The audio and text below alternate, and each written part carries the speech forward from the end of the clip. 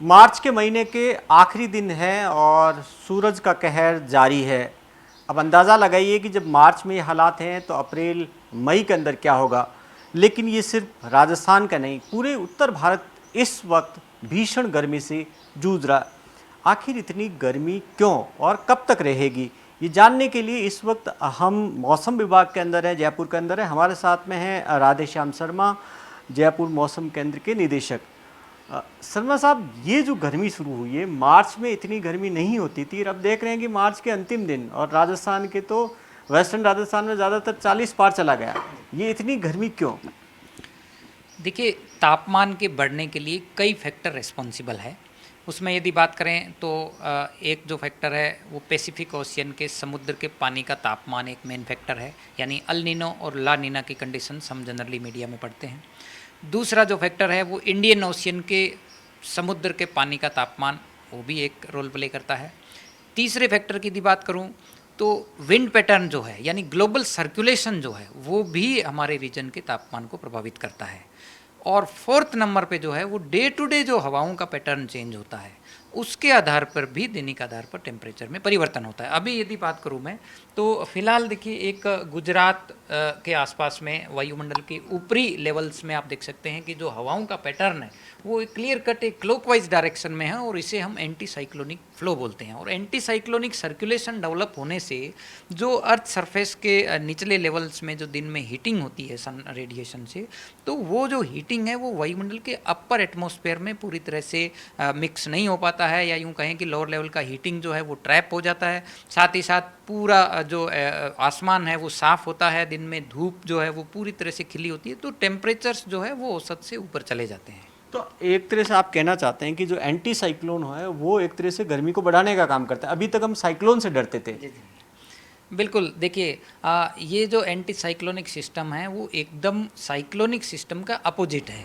Cyclonic system में जो wind pattern है वो एंटी क्लॉकवाइज डायरेक्शन में रोटेट करता है नॉर्दर्न हेमिस्फीयर में, लेकिन जब कभी क्लॉकवाइज डायरेक्शन में इस टाइप का सर्कुलेशन सिस्टम डेवलप होता है, या हाई प्रेशर बेल्ट बोलते हैं, वैसे साइक्लोन जो है वो एक्चुअली लो प्रेशर सिस्टम होता है, तो यहाँ पे हवाओं का पैटर्न इस वे में होता है कि जो सतह पे जो सरफेस पे यदि देखेंगे तो इसकी सिस्टम की वजह से तापमान में जो है वो बढ़ोतरी हो जाती है, वहीं आसमान साफ रहता है, वेदर जो है वो पूरी तरह से ड्राई होता है। वही सिचुएशन फिलहाल पिछले एक वीक से राजस्थान में चल रही है। तो ये जो मार्च में अभी जो टेम्परेचर है इतना, क्या ये पहले रहा या अब की बार ही ज़्यादा है?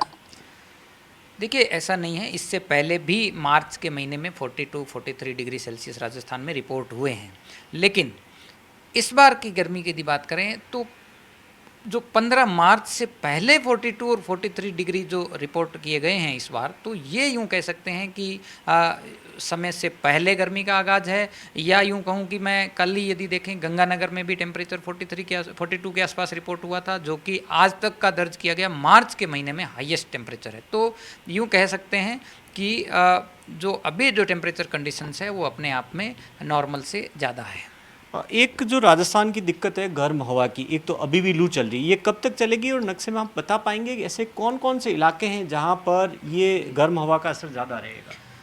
देखिए, फ़िलहाल यदि देखें तो 41 से 43 degree Celsius maximum temperature Rajasthan के करीब 60 से 70% एरिया में अभी रिकॉर्ड किया जा रहा है, और ऐसी सिचुएशन अगले 2 से 3 दिनों तक कंटिन्यू बनी रहेगी, यानी तापमान में विशेष परिवर्तन नहीं होगा। तो कुल मिलाकर लगभग राजस्थान के 60-70% जिलों में ऐसी सिचुएशन, यानी heat wave to severe heat wave की कंडीशन जारी रहेगी।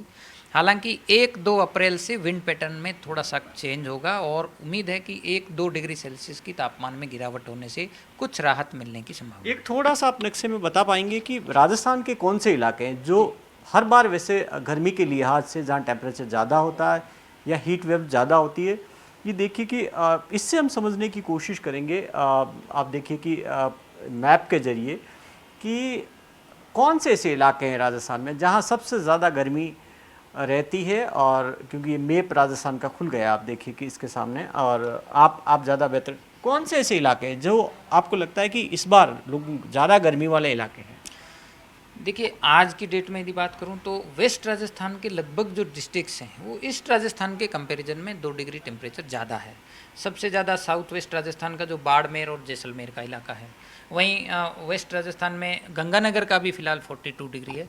तो ओवरऑल जो मेन जो इम्पैक्ट है हीट का, तो एक तो वेस्टर्न पार्ट है जो बॉर्डर की तरफ के जो भी डिस्ट्रिक्ट्स हैं, इसके अलावा जो साउथ राजस्थान के जो डिस्ट्रिक्ट्स हैं वहाँ पे भी उदयपुर, इवन बांसवाड़ा, डूंगरपुर में भी 42-43 के आसपास टेम्परेचर रिपोर्ट हो रहा है। केवल जो राहत है वो अरावली वाला जो क्षेत्र है, यानी यूँ कहें कि उदयपुर, अजमेर और ये जो अरावली वाला क्षेत्र है, यहाँ पे तापमान ज़रूर 40 और 40 के नीचे है। बाकी लगभग सभी एरियाज में, अलवर और इधर देखेंगे यहाँ पर भी फिलहाल टेम्परेचर 40 के ऊपर है। तो कुल मिलाकर लगभग सभी जगह पे अभी हीट वेव और सीवियर हीट वेव की कंडीशन है। 5-4 डिस्ट्रिक्ट यदि हम अरावली डिवीज़न वाले छोड़ दें।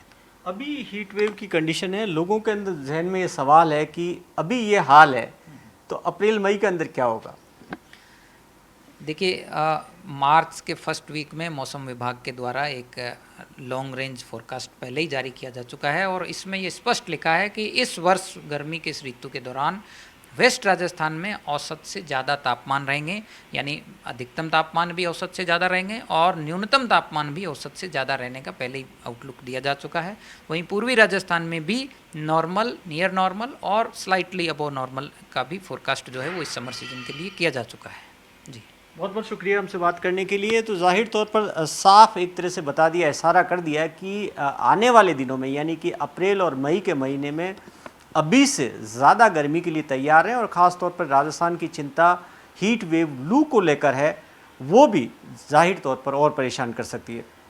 कैमरा पर्सन मनीष के साथ भावनेश सिंह, जयपुर, न्यूज़ 18 इंडिया।